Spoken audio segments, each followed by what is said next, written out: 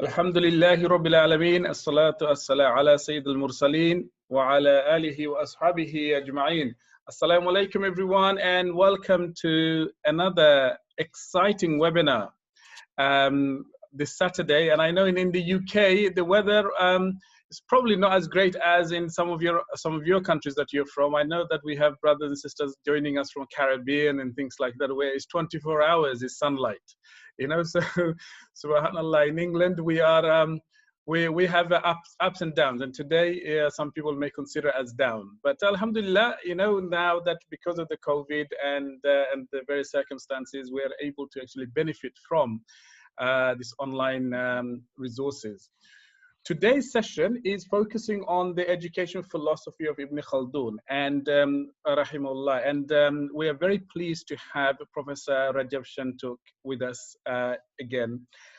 Professor Recep is a very close person to us, very close to our heart, and alhamdulillah, you know, some of his thinking that that he has been elucidating in various sessions is the ideas of some of the things that we are trying to develop through our integrated transformative education model. Professor Recep is currently the president of Ibn Khaldun University in Istanbul. He has published extensively. He has attended and delivered in various conferences around the world.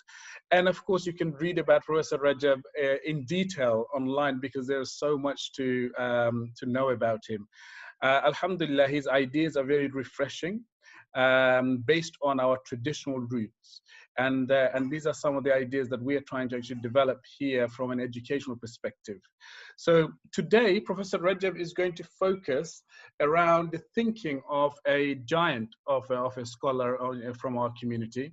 And alhamdulillah, you know, Professor, given that how busy he is, he has agreed to actually deliver a series of sessions looking at the thinking of great scholars of the past, so that we can build on their traditions and ideas and, you know, use them as our benchmark to move forward in the future. So I'd like to actually especially thank, on behalf of NIDA Trust, Professor Recep for his help and support and his ongoing support really to NIDA Trust from all spheres. So once again, I'd like to invite Professor Recep to deliver his session. He will speak for about 45 minutes or so, and then this will be followed by question and answers, inshallah. So Professor, welcome. Assalamu alaikum. Wa alaikum salam wa rahmatullah. Thank you, Brother Faisal. My salams and greetings to everyone from different parts of the world, from Istanbul, one of the most beautiful cities in the world, and also from Ibn Khaldun University in Istanbul. As you have mentioned, you know, I am the founding president of Ibn Khaldun University. I am in love with Ibn Khaldun, a Khaldunian for a long time. In 2006, I have established the International Ibn Khaldun Society. It's a virtual society operating over internet, and every 2-3 years we organize an International Ibn Khaldun Symposium, presenting Ibn Khaldun as an alternative to the existing approaches, theories, and perspectives in modern social sciences. And in this talk, I will present Ibn Khaldun's views on education. He has dedicated 1/3 of his famous book, Al-Muqaddimah, to education and sciences. It is usually printed as the 3rd volume of Al-Muqaddimah. You will see that, you know, he was a great man with a great vision, and we can still benefit from his ideas in our educational systems, schools, and pedagogy.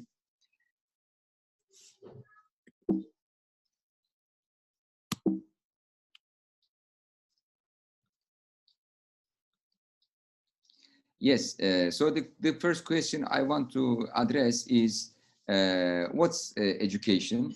And what does Ibn Khaldun say about it? So he says that education is a craft. So this shows a great awareness by him that education requires special attention. It's a discipline with methods, rules, and regulations. So you cannot do education, without a deeper understanding what it's about. So he defined education as a distinctive craft, as a distinctive discipline. So this is, I believe, is a very important awareness by him. And he had a holistic or integrated approach to education. So for him, education is not just a socio-economic necessity, but it is a psychosocial reality and a source of personal happiness. So you see that his approach to education is interdisciplinary. You know, he's looking at the social, economic aspects of education, as well as psychological, social aspects of education as well. And he sees education as a source of happiness for human beings. So education for Ibn Khaldun prepares the student to a career, to a professional life, but also it gives fulfillment to students as human beings. And it's a great pleasure for human beings to learn, to discover new things.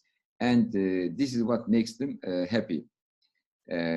So from this perspective, the next question is like, what's the purpose of education? So Ibn Khaldun states clearly that the purpose of education is to teach human beings how to think. So that's the purpose of education, fikr. Okay, and he says that fikr or thinking, reasoning, is a natural ability, you know, with human beings. It's a function of human mind, zihin or dimag, and human beings are distinguished from other creatures, material beings, animals, and other creatures by the ability to think. So this is what distinguishes them from other creatures. So learning how to think is learning how to become a human being. Because without thinking, you are not a human being. What makes you a human being is thinking. So the more you learn thinking, the more you fulfill your humanity. So this is how Ibn Khaldun approaches to the purpose of education. But fikr, thinking, has different levels. So Ibn Khaldun identifies three types and levels of thinking. So the most elementary level of thinking is about discernment. Discerning things through sense perception. At this level, human beings are the same with the animals, because animals also have discernment. You know, they have sense perception. They can perceive the things that are around them, and he calls this al-aql al-tamyizi. So this is common between animals and human beings. So the second level and the second type of thinking is what he calls al-aql al-tajrubi, which is experimental and practical thinking. So that's the second and higher level of thinking. So education teaches people like a sense perception and discernment, and as it goes to a higher level, it teaches them experimental and practical thinking. So basically, education teaches human beings how to use al-aql al-tamyizi and also how to use al-aql al-tajrubi. But what really distinguishes human beings from other creatures is theoretical and abstract thinking. And he calls this al-aql al-nazari, theoretical abstract thinking. And this is not related with the practical life or material objects. It's an abstraction. So I made this table to better explain these three levels and types of thinking, and also how they operate and what are their outcomes. So as I have mentioned, there are three types of thinking, and Ibn Khaldun calls the first one discerning intellect, and the second practical intellect, and the third one theoretical intellect. So the discerning intellect uses concepts, perceptions. In Arabic, it's called tasawurat. Perceptions, your senses collect from the physical world, from the outside world. And practical intellect is about propositions, which is called in Arabic tasdiqat. Propositions are about connecting the concepts. So when you connect two concepts, two images in your mind, you produce a proposition. For instance, you say, summer is hot. So you have two concepts in mind, summer and hot. And when you connect the two, you produce a proposition. So practical intellect operates with ideas and also norms. When I say norm, about right and wrong, good and bad. And the theoretical intellect, it combines working with concept and propositions, but at the abstract level, not at the practical level. So the outcome of the discerning intellect is like making a living, serving your needs and interests, and also repelling harm. So this is what you need for survival in the physical world. This is the most elementary form of intellect. As I said, we share most of it with the animals, according to Ibn Khaldun. And the practical intellect, the outcome of it is managing social relations as siyasa. This is what he calls siyasa. And also like adab, the akhlaq, morality, leadership, politics. So these are the practical skills that you need to be able to function in a society while interacting with other people. So this is the outcome of the practical intellect. And the theoretical intellect, its outcome is new knowledge. And the new knowledge comes, creating a new concept, by organizing the knowledge that you already have in your mind. And this concept is about a new being with its causes. Okay, so you discover a new being with the knowledge about its causes. So that's the new abstract knowledge which is produced by theoretical intellect. So you can compare this with Bloom's taxonomy. Actually, a comparison, more detailed comparison would be very interesting, with the Bloom's taxonomy about learning outcomes and Ibn Khaldun's taxonomy of learning outcomes. But because I have limited time here, I don't want to go into details of it. So Ibn Khaldun also talks about 3 levels of learning: awareness, comprehension, and talent, skill, which he calls meleke. So education makes you aware about something, and the next step, it helps you comprehend it, and the third step, it helps you gain a talent to tackle the issue. Or when you learn a profession, you become aware of the things, within that profession. You slowly comprehend them, but at the end, you need a talent, skill, meleke. So let's say you are learning a new language. So in the beginning, you are aware of some of the issues in that language. Then you start understanding it. But knowing a foreign language requires an inbuilt, internalized talent. When you speak a language, if you really know it, you don't think about the grammar or the tenses or other things. Then it becomes a meleke, a talent for it. That's the real knowledge. But this requires, long and hard practice.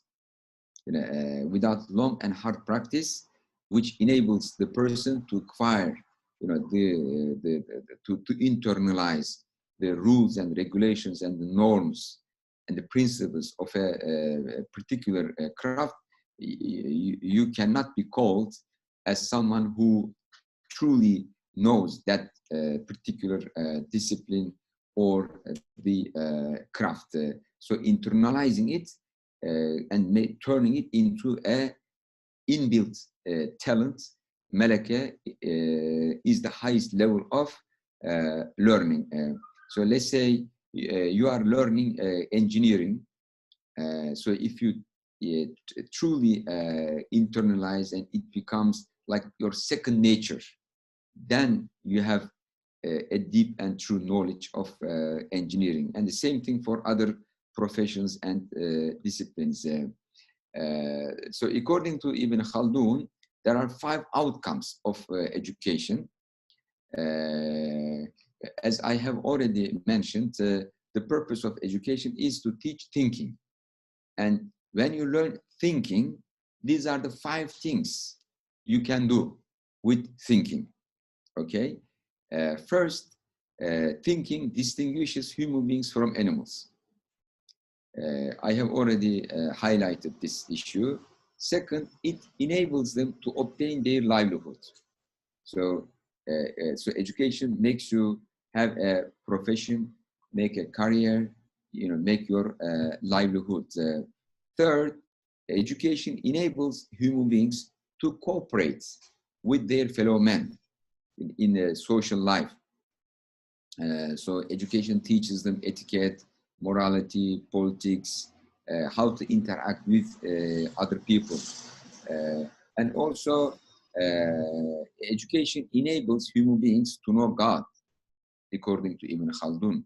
And actually, this is the primary, one of the primary goals of education, to have ma'rifatullah, knowledge of God, the Creator, whom human beings worship, and also the revelations that the messengers transmitted from God to human beings. So that's one of the important goals of education.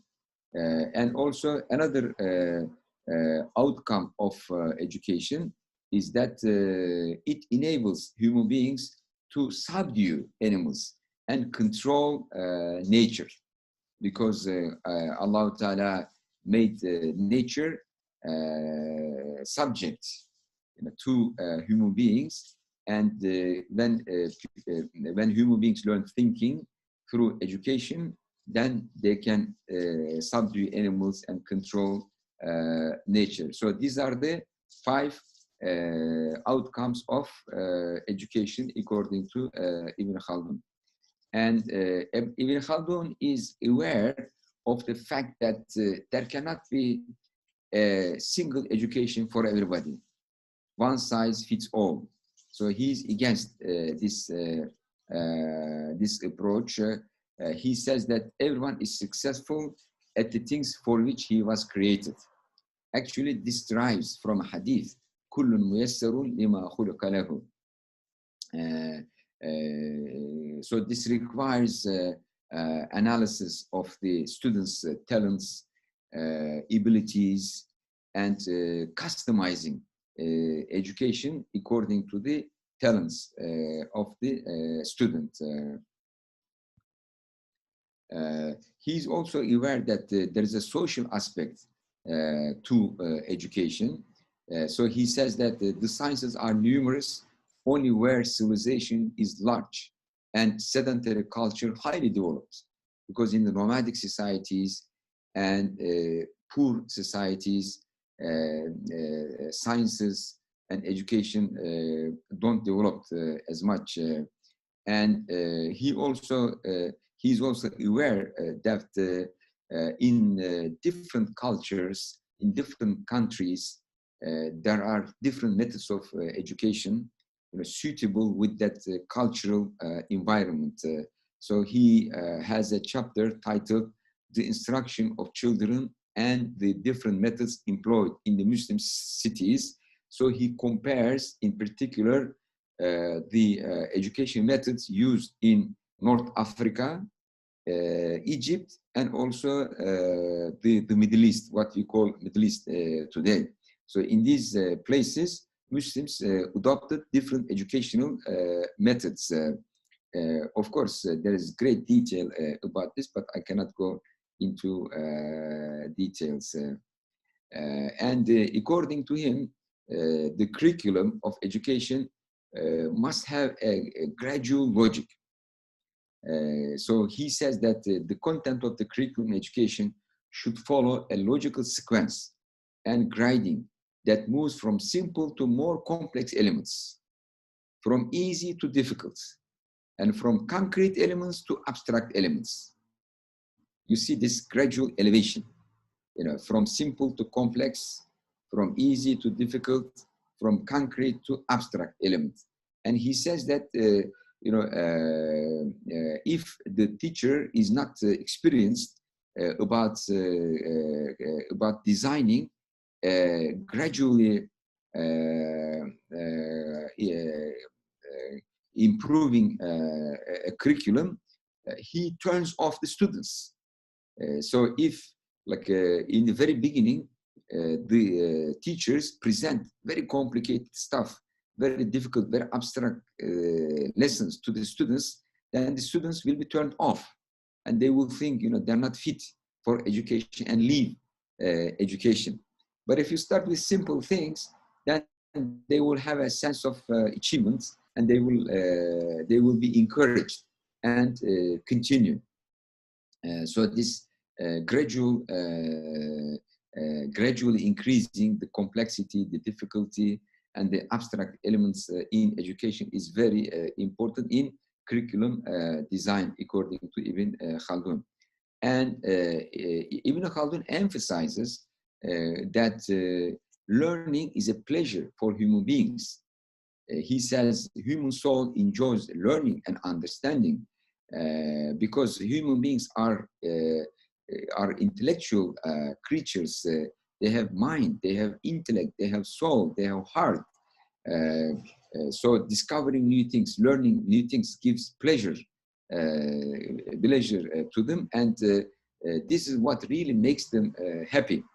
And the teachers, the instructors, they should be aware of this aspect of education and try to turn education into a pleasurable activity for the students.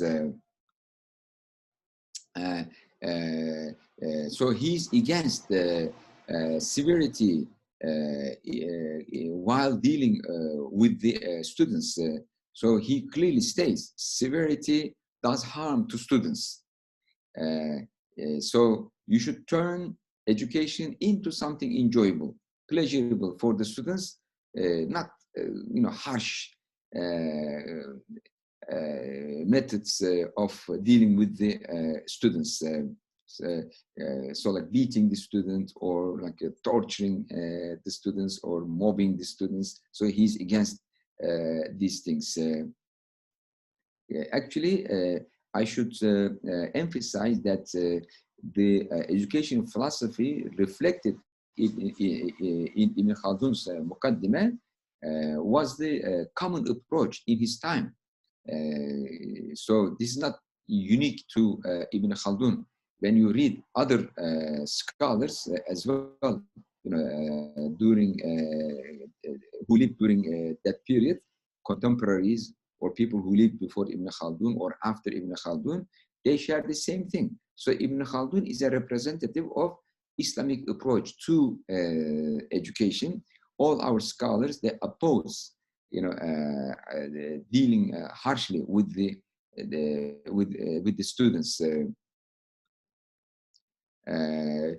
Ibn Khaldun emphasizes role of traveling, in education. So he says that a scholar's education is greatly improved by traveling in quest of knowledge and meeting the authoritative teachers of his time from different countries, from different cities. So this is called the rihla, travel for knowledge. And this was common practice in the Islamic civilization throughout the history.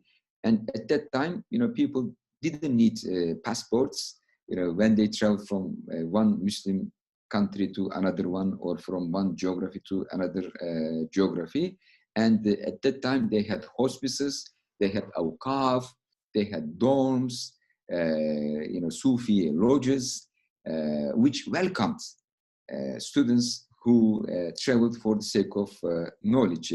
So without spending too much money, one could travel in the Muslim world from one city to another city and study in those places. So there was great academic student mobility in the Muslim world at that time.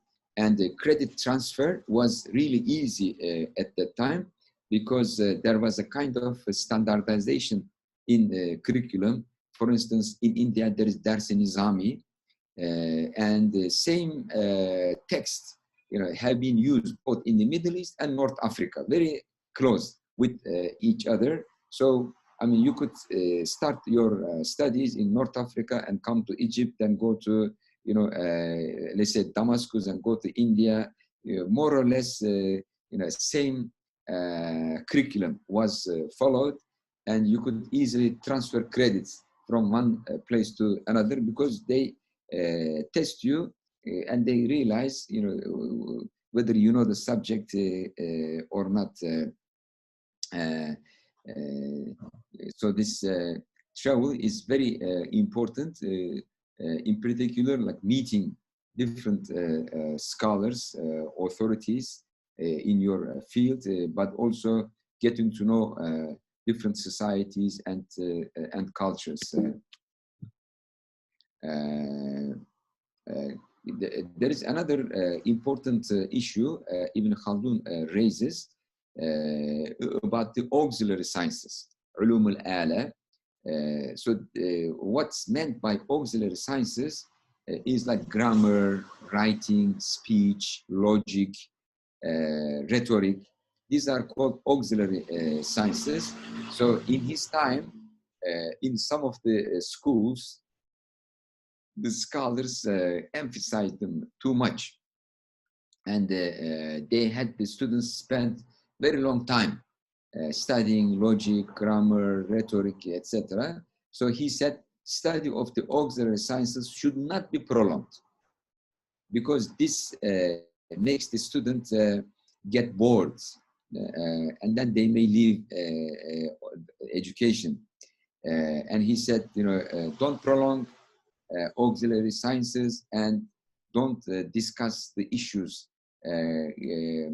of the auxiliary sciences in great detail in the beginning of the education. But at later stages, if a student wants to specialize in grammar, they can learn all these detailed issues, or if they want to specialize in logic or rhetoric, they can learn all the details, because these are tools that you need while studying other disciplines.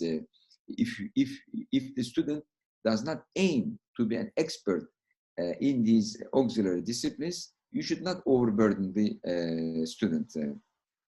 All right. How about the objectivity and politics? So Ibn Khaldun warns the students and the scholars to stay away from politics. He says scholars are of all people those least familiar with the ways of politics, and he explains the reasons why they are so. So for him, a scholar, should stay away from politics. And how about the teacher? What does Ibn Khaldun say about teachers? So he says that the skillfulness and intelligence of learners greatly depend on the quality of education and the talent of the teacher. So if you have a good teacher, very talented, and he has a good curriculum and uses good methods of education, then the skills and the rational intellectual qualities of the students will also be improved very well. So the role of teachers are very important. He also says that human beings obtain their knowledge and character qualities and all their opinions and virtues. So these are the things that you obtain, you acquire: knowledge, character, opinions, and virtues, like 4 things, either through study, instruction, and lectures, or through imitation of a teacher and personal contact with him. So 2 ways of learning these things. Either like you read from a book and you learn these things, but at the same time, you socialize with the teacher, and you have personal contact with him, and you learn from him these things. The only difference here is that habits acquired through personal contact with a teacher are more strongly and firmly rooted. Learning from a concrete role model, learning from a concrete example is very important, and they get like firmly rooted. It's not like abstract reading from the books. Thus, the greater the number of authoritative teachers, sheikhs, the more deeply rooted is the habit one acquires.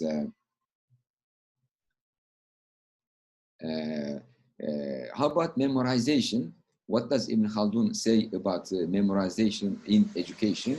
So he says that memorization is very important in learning languages and rhetoric and developing your vocabulary. He says that the linguistic habit is obtained by much memorizing. The good quality of the linguistic habit is the result of the good quality of the memorized material. So if you want to learn a language very well, memorize some good text from that language. This will really help you learn that language. How about the textbooks? What does Ibn Khaldun say about textbooks? So he's very critical of the low quality textbooks in his time. So he says that a great number of the brief handbooks available on scholarly subjects is detrimental to the process of instruction. So one should stay away from those brief handbooks. So they are so brief, they don't help the student to understand the issue. But they are produced as a textbook, but they are not really helpful to the student. Instead, they are detrimental. You see, he's very critical about bad textbooks. Students should stay away from them. And he also says that the great number of scholarly works available is an obstacle on the path to attaining scholarship. Yeah, you see that you know, not every book is good, you know, for the student to improve his knowledge. So students and the teachers should be very picky with respect to the textbooks they are using and also the books that they are reading. So Ibn Khaldun has a holistic approach to all disciplines and sciences, but at the same time, he's very critical of some disciplines or some perspectives used in those disciplines. So his understanding of education is very comprehensive. It includes auxiliary disciplines like writing, speaking, you know, learning poetry, rhetoric, logic, all of it, and rational disciplines like philosophy, experimental disciplines like medical science, engineering, and spiritual disciplines like tasawwuf, you know, Sufism. So he says, you know, a student should learn all these things, at least have some grounding in these disciplines, even if he's not going to specialize in them. It's a very holistic and integrated perspective to those disciplines, because in the back of this approach, he has the multiplex epistemology of Islam, with different levels of knowledge, rational knowledge, experimental knowledge, and then knowledge coming from wahi, and also the spiritual epistemology based on tasawwuf, kashf, etc. But at the same time, he's very critical of the materialist philosophy, atheist materialist philosophy. So he dedicated a particular chapter to reject and criticize materialistic philosophy. And he advised not to waste time, you know, studying those ideas. He said, you know, studying those philosophies may corrupt students' understanding. So at the end, I would like to conclude by just recapping and summarizing what's education according to Ibn Khaldun. So according to Ibn Khaldun, education is a craft to teach thinking with the purpose of human fulfillment. You know, this is from the perspective of teachers. How about from the perspective of students? So from the perspective of students, education is a source of joy and happiness while gaining the necessary skills for a successful professional, social, as well as religious, spiritual life. Thank you very much.